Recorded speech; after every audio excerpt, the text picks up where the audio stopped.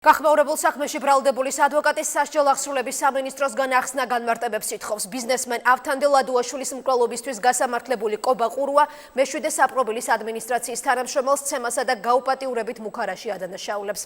ამავე დაწესებულების ადმინისტრაცია ზეწოლაში ქურდული სამყაროს წევრობისთვის გასამართლებული მსჯავრდებული ცდებს ბრალს. სასჯელ აღსრულების დეპარტამენტი პატიმრების ბრალდებებს პოლიტიკურად მოტივირებულს უწოდებს. ნიკა მოლოდინაშვილის რეპორტაჟი. მსჯავრდებულ კობა ყურუას გამოკითხვის ოქს მისი ადვოკატი ავრცელებს. ავთანდილ ადუაშვილის მკვლელობაში მსჯავრდებული, რომელსაც ნაფიც მსაჯულთა მონაწილეობით სასამართლომ 6 სექტემბერს 20 წლით თავისუფლება აღუკვეთა, მეშვიდე დაწესებულებაში 3 ოქტომბერს მასზე განხორციელებულ ზეწოლაზე საუბრობს. ყურუა ყვება, რომ დაწესებულების უფროსი მას საკუთარი ხელჯოხის გამოყენებით გაუპატიურებით ემუქრებოდა. 3 ოქტომბერს საღამოს რომელიღაც კაბინეტში შემიყვანა დაწესებულების დირექტორის მოადგილემ სახელად გიამ, გვარი არ ვიცი. მიჩვენა დაწერილი ფურცელი და მითხრა, რომ ხელი მოაწერი ადუაშვილის კლუბის ფაქტსო. ზუსტად ისევე, როგორც მთავაზობდა ნომერ მერვე დაწესებულების უფროსი გია ფიფია, რომელზეც საჩივარი უკვე დაწერილი მაქვს. თუ ხელს არ მოაწერს, საკუთარ თავს დააბრალე, რაც მოგივაო. ამ ოთახში იმყოფებოდა კიდევ ორი პიროვნება, რომელთაგან ერთი თავში მრიტყამდა წიგნს და მეუბნებოდა დაუჯერე, რასაც გეუბნებიანო. როცა უარი განაცხადა ხელის მოწერაზე, იმ ორმა გამიკავა ხელები. გიამ კი დამიწყო ცემა პოლიეთილენის წყლით სავსე ბოთლით თავში და გვერდებში. შემდეგ იმ ორმა დამაყენეს ოთხზე და გიამ იყირო, ამ ჯოხს გაიკეთებ უკანო. მხედველობაში ქონდათ ჩემი ხელჯოხი, რომლის გარეშეც გადაადგილება მიჭირს. ადვოკატი ყვება, რომ სასჯელ აღსრულების დაწესებულების წარმომადგენლები ყურუასგან სოსო პავლიაშვილის წინააღმდეგ ჩვენების მიცემას აიძულებდნენ, რადგან ეს საქმე ადუაშვილის მკვლელობის საქმისგან ცალკე წარმოებად გამოიყო. ყურუას გამოკითხვის ოქმის გარდა ირმა შალამბერიძე, ეგრეთ წოდებული კანონიერი ქურდის ტარიელ ფოცხვერია საქმეში დაკავებულის ირაკლი ცანავას მონათხრობსაც ავრცელებს, სადაც ისიც დაწესებულების მხრიდან ზეწოლაზე და ფიზიკურ შეურაცხყოფაზე საუბრობს.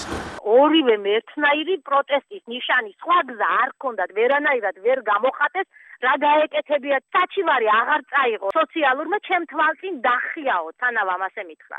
სააპელაციოში გასაჩივრებული გვაქვს ეს განაჩენი და დაგვიდებენ წინ, რომ აი თქვენ რო ასაჩივრებთ, შენმა დაცვის ქვეშ მყოფმა არ გადააღიარა ადუაშვილის მკვლელობა. ადვოკატის და მსჯავრდებულების ბრალდებებს დღეს სასჯელ აღსრულების დეპარტამენტის ხელმძღვანელმა უპასუხა. მიხეილ ღურწკაია ყურუას გამოკითხვის ოქმს და ბრალდებებს სიცრუეს და პოლიტიკურად მოტივირებულს უწოდებს. ღურწკაია ამბობს, რომ წინა საარჩევნოდ გარკვეული ძალების მხრიდან ცალკეული პატიმრების გამოყენება ხდება. დეპარტამენტის ხელმძღვანელის თქმით, არსებობს ვიდეო მასალა, რომლითაც დასტურდება, რომ ყურუას 3 ოქტომბერს საკუთარი საკნიდან საერთოდ არ გაუყვანიათ. დიდი იურისტობა ამას და დიდი განათლება მას არ ჭირდება, როდესაც ადამიანს გაასამართლებენ 6 სექტემბერს.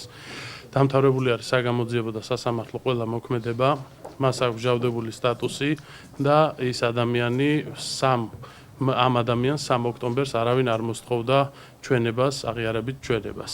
საბედნიეროდ ჩვენ გვაქვს ვიდეო მასალა, რაც ხშირ შემთხვევაში ვერ ხერხდება ხოლმე.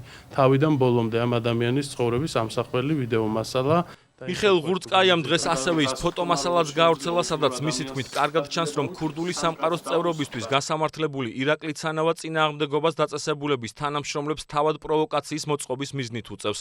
ყურუას და ცანავას ადვოკატმა მათი დაცვის ქვეშ მყოფებზე განხორციელებული ძალადობის ფაქტზე სარჩელი მთავარ პროკურატურაში შეიტანა. სასჯელ აღსრულების დეპარტამენტი მზად არის გამოძიებას საჭიროების შემთხვევაში ვიდეო მასალა მიაწოდოს.